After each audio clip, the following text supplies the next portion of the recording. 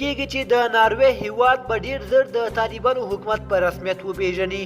سلام، ستړي مشئ، وخت مو بخیر. په AFG پلس چینل کې درته ښه راغلاست وایم. AFG پلس چینل تل ستاسو په چوپړ کې، نو همدا اوس درسره چینل سبسکرایب کړئ.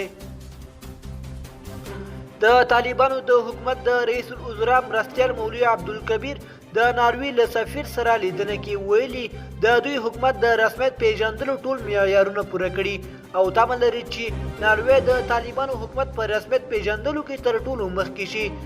مولوي عبدالکبیر دغه راز له ناروې او نورو هیوادو ډېرې بشري مرستې غوښتي او د کنګال شویو پیسو آزادولو کې هم ترې د همکارۍ غوښتنه کړې ده. د ناروې سفیر په دې لیدنه کې طالب خواته ډاډ ورکړی چې که څه هم اوس ناروې افغانستان کې سفارت نه لري، خو د دې هیواد اړوند ټولو موضوعاتو کې به دخیل وي. د ناروې سفیر افغانستان ته سفر کړی او دغه سفر موخه د طالبانو او ناروې د حکومتونو ترمنځ د اړیکو لا ټینګښت او افغانستان سره د بشري مرستو لپاره د لا ډېرې همغږۍ رامنځته کول یاد کړي دي.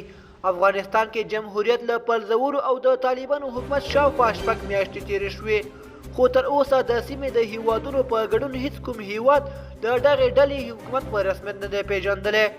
دوستانو، زموږ د نن ورځې خبر تر همدې ځایه و. تر بیا ښه وخت.